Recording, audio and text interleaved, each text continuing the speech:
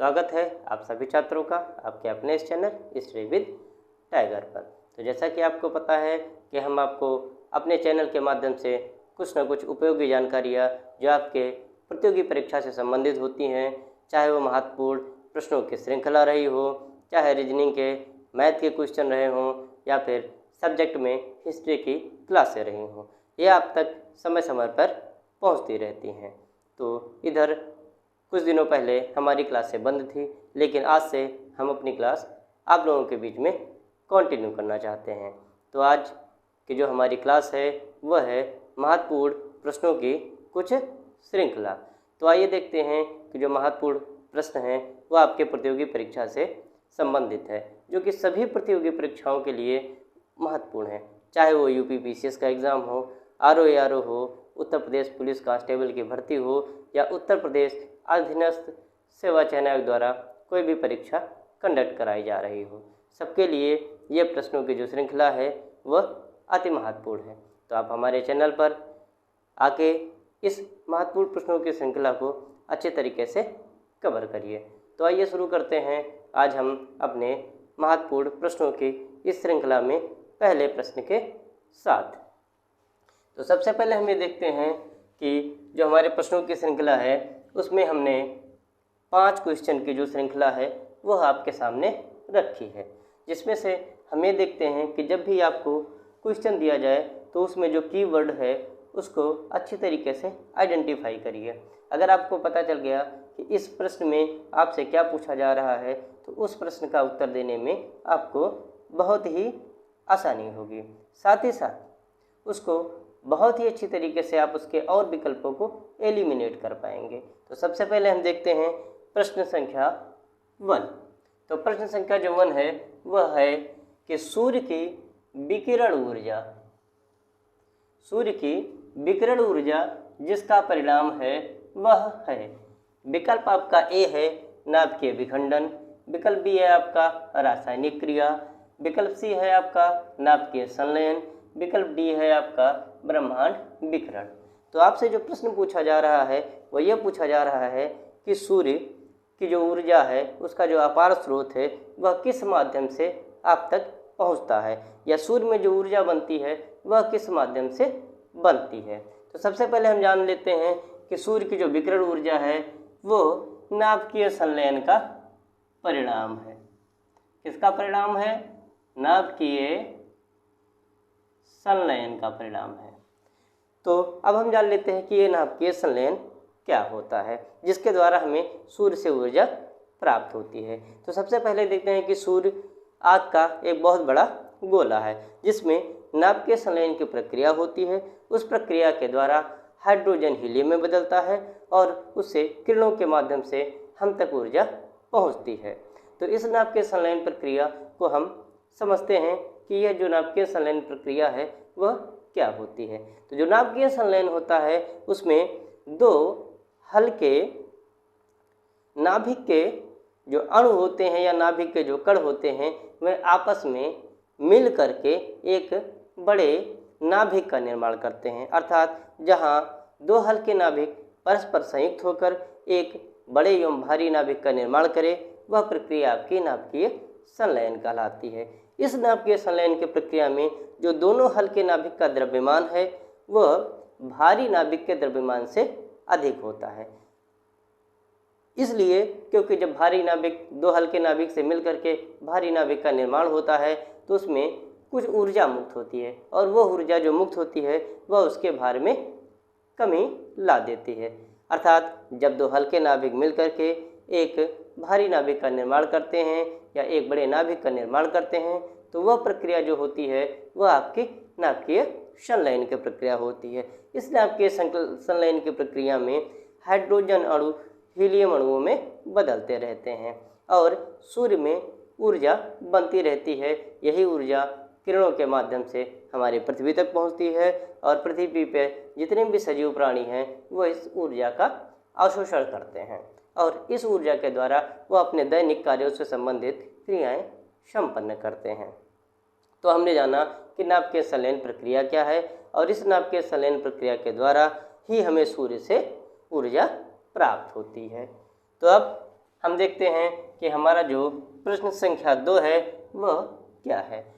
प्रश्न संख्या 2 में हमें पूछा गया है कि जहाँ विज्ञान एवं पर्यावरण केंद्र स्थित है वह नगर कौन सा है। अर्थात विज्ञान एवं पर्यावरण जो केंद्र है वह कहाँ स्थित है। विकल्प आपका है कोलकाता ए, बी में हैदराबाद, सी में आपका कर्नाटक है और डी में आपका नई दिल्ली है। तो विज्ञान एवं पर्यावरण जो केंद्र है वह आपका कहाँ है, नई दिल्ली में स्थित है। कहाँ है, नई दिल्ली में स्थित है। अर्थात विज्ञान एवं पर्यावरण जो केंद्र है वह आपका नई दिल्ली में स्थित है। अब आते हैं हम प्रश्न संख्या 3 में। प्रश्न संख्या जो 3 है वो ये है कि पवित्र गायत्री मंत्र जिस ग्रंथ में है उस ग्रंथ का क्या नाम है। विकल्प जो आपका है वह है ऋग्वेद ए, बी विकल्प आपका यजुर्वेद है, सी विकल्प आपका सामवेद है और डी विकल्प आपका अथर्ववेद है। अर्थात जो गायत्री मंत्र है वह किस वेद से लिया गया है। तो जो गायत्री मंत्र है वह आपका ऋग्वेद से लिया गया है। किस वेद से लिया गया है, ऋग्वेद से लिया गया है। ऋग्वेद के तृतीय मंडल में गायत्री मंत्र का उल्लेख मिलता है और यह जो गायत्री मंत्र है वह महर्षि विश्वामित्र द्वारा रचित है। अर्थात ऋग्वेद के तृतीय मंडल में आपके गायत्री मंत्र का उल्लेख मिलता है और इस गायत्री मंत्र की जो रचना की है वो महर्षि या ऋषि विश्वामित्र ने की है।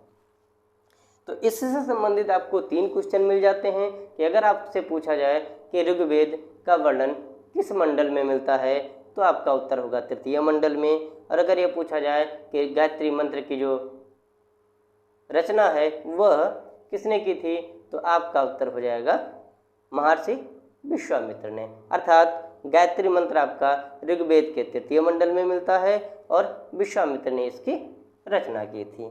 अब आपका जो प्रश्न संख्या 4 है वह है कि राष्ट्रपति द्वारा राज्यसभा में कितने सदस्य मनोनीत किए जाते हैं। तो राष्ट्रपति द्वारा जो राज्यसभा में सदस्य मनोनीत किए जाते हैं उनकी संख्या कितनी है। तो पहला विकल्प आपका है ए 8, दूसरा विकल्प बी आपका 10, तीसरा विकल्प सी आपका 11 और चौथा विकल्प जो डी है वह आपका 12 है। तो राज्यसभा में राष्ट्रपति द्वारा कुल 12 सदस्य मनोनीत किए जाते हैं। अर्थात राष्ट्रपति राज्यसभा में 12 सदस्यों को मनोनीत करता है। ये जो 12 सदस्य होते हैं मनोनीत किए जाते हैं उनका वर्णन आर्टिकल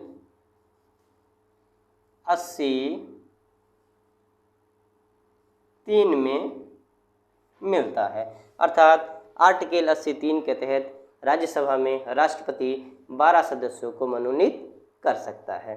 तो अब यह प्रश्न उठता है कि ऐसे कौन से 12 सदस्य होंगे जिनको राष्ट्रपति राज्यसभा में मनोनीत करेगा। तो ये जो आपके 12 सदस्य होंगे वह किन किन क्षेत्रों से लिए जाएंगे, आइए हम उनको जान लेते हैं। तो जो पहला इनका सेक्टर है वो है साहित्य। पहला जो है वो है साहित्य। दूसरा जो इनका है वह है कला। तीसरा जो है आपका वो है विज्ञान। और जो चौथा है वह है समाज सेवा। समाज सेवा अर्थात वे व्यक्ति जो साहित्य से जुड़े हों, कला से जुड़े हों, विज्ञान से जुड़े हों या समाज सेवा से जुड़े हों, उन सदस्यों को या उन 12 सदस्यों को राष्ट्रपति राज्यसभा में मनोनीत कर सकता है। अब अगला जो प्रश्न है, माता टीला बांध किस राज्य में स्थित है। माता टीला जो बांध है वह किस राज्य में स्थित है। विकल्प आपका ए है कर्नाटक, विकल्प बी आपका है बिहार, विकल्प सी आपका है राजस्थान और विकल्प डी आपका उत्तर प्रदेश। तो पूछा गया है आपसे कि जो माता टीला बांध है वह किस राज्य में स्थित है। तो जो माता टीला बांध है वह आपका उत्तर प्रदेश में स्थित है। ये जो माता टीला बांध है वो एमपी और यूपी की संयुक्त परियोजना है। अर्थात जो माता टीला बांध है आपका वो यूपी प्लस एमपी की कौन सी परियोजना है? संयुक्त परियोजना है। संयुक्त परियोजना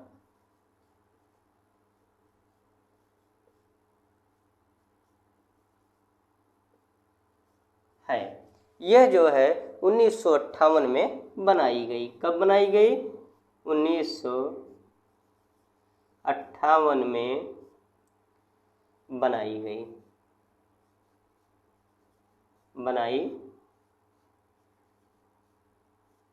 गई। और यह जो है वो बेतवा नदी पर स्थित है। उत्तर प्रदेश राज्य के ललितपुर जिले में स्थित है। तो ये जो माता टीला बांध है वो मध्य प्रदेश और यूपी की संयुक्त परियोजना है। साथ ही साथ में ये बेतवा नदी पर स्थित है। उत्तर प्रदेश के राज्य के ललितपुर जिले में यह परियोजना बनाई गई है। सन 1958 में ये मध्य प्रदेश के सहयोग से बनाई गई थी। तो अब हम देखते हैं कि जो ये जो पांचों प्रश्न हैं उसको एक बार रिवाइज करते हैं। तो प्रश्न संख्या जो पहला है वो ये है कि सूर्य की जो विकिरण ऊर्जा है वह किसका परिणाम है? तो सूर्य की जो विकिरण ऊर्जा है वह नाभिकीय संलयन का परिणाम है। प्रश्न संख्या जो 2 है कि जहाँ विज्ञान एवं पर्यावरण केंद्र स्थित हैं वह कौन सा नगर है? तो जहाँ विज्ञान एवं पर्यावरण केंद्र स्थित हैं वह नई दिल्ली है। अर्थात नई दिल्ली में विज्ञान एवं पर्यावरण केंद्र स्थित हैं। तीसरा है कि पवित्र गायत्री मंत्र किस ग्रंथ में है और वह ग्रंथ कौन सा है? तो जो पवित्र गायत्री मंत्र है वह ऋग्वेद में है। ऋग्वेद के 3 मंडल में इसका वर्णन है और ऋषि विश्वामित्र ने इसकी रचना की है।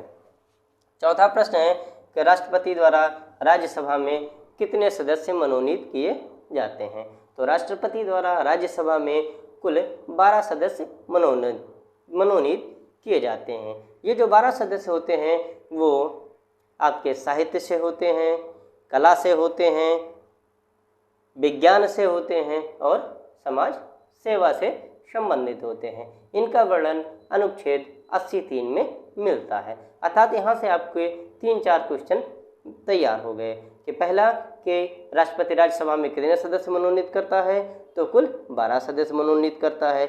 इसका वर्णन किस अनुच्छेद में है? तो इसका वर्णन आपके अनुच्छेद 83 में है। और किन किन क्षेत्रों से करता है? तो वे व्यक्ति जो साहित्य से जुड़े हों, समाज सेवा से जुड़े हों, कला से जुड़े हों या फिर विज्ञान से जुड़े हों, उन्हीं को राष्ट्रपति राज्यसभा में मनोनीत करता है। अगला जो प्रश्न है कि माता टीला बांध किस राज्य में स्थित है? तो माता टीला जो बांध है वह आपका उत्तर प्रदेश में ललितपुर जिले में स्थित है। अर्थात राज्य की बात आती है तो उत्तर प्रदेश और जिले की बात आती है तो ललितपुर। अब ये प्रश्न एक और बनता है कि जो माता टीला बांध है वो किस नदी पर स्थित है? तो माता टीला जो बांध है वह बेतवा नदी पर स्थित है। अब एक और प्रश्न बनता है कि जो माता टीला बांध है किन राज्यों की संयुक्त परियोजना है? तो माता टीला जो बांध है वह उत्तर प्रदेश और मध्य प्रदेश ये दोनों राज्यों की संयुक्त परियोजना है। अर्थात इन दोनों राज्यों को चाहे वो ऊर्जा से संबंधित हो, चाहे जल या सिंचाई से संबंधित हो, इन दोनों राज्यों को फायदा मिलेगा। अर्थात मध्य प्रदेश और यूपी की यह संयुक्त परियोजना है। अब ये अगर प्रश्न आए कि माता टीला बांध जो है वो किस सन में बनाया गया? तो माता टीला बांध का जो निर्माण हुआ था सन 1958 में हुआ था। तो आज जो प्रश्नों की ये श्रृंखला थी इन्हीं सेक्शन के साथ समाप्त होती है। हम आपको ये बता दें कि जो ये प्रश्नों की श्रृंखला है उसमें एक ही प्रश्न में हम आपको 3-4 प्रश्न कराते हैं। 3-4 प्रश्न का मतलब है कि उस प्रश्न से संबंधित जितने भी डाउट हैं वो आपके क्लियर हो जाते हैं। ये जो क्लास हैं वो आपके लिए अति महत्वपूर्ण है, चाहे आप कोई भी एग्ज़ाम दे रहे हों, क्योंकि अब जो क्वेश्चन का नेचर है वो हर एग्ज़ाम का करीबन सेम है। तो आपको सोचने की ज़रूरत नहीं है। इन प्रश्नों को अच्छी तरीके से पढ़िए, रिवाइज करिए। ये आपके लिए उतने ही महत्वपूर्ण हैं एवं उपयोगी हैं। तो आज का सेशन जब हमारा समाप्त होता है तो हम आपसे ये कहना चाहते हैं कि अगर आप हमारे चैनल पर नए आए हैं तो हमारे चैनल को लाइक करें, शेयर करें एवं सब्सक्राइब करें। साथ ही साथ दोस्तों के साथ इसे शेयर ज़रूर करें। अगर आपको लगता है कि हमारी जो क्लासें हैं वो आपके लिए महत्वपूर्ण हैं, हम जो आपको जानकारियाँ पहुंचा रहे हैं वो आपके लिए उपयोगी हैं, तो हमारे चैनल को ज़रूर सब्सक्राइब करें। साथ ही साथ हमारे कमेंट बॉक्स में आप अपना कमेंट ज़रूर दें। कमेंट पॉजिटिव हो या नेगेटिव हो, आप अपना कमेंट ज़रूर दें, क्योंकि आपके कमेंट से हो सकता है कि हमें कुछ सुधार करने की संभावनाएं बने। इसलिए हम आपसे कमेंट और सब्सक्रिप्शन ज़रूर कहते हैं। तो इसी के साथ आज का जो हमारा क्लास है या सेशन है वो अब यहीं समाप्त होता है।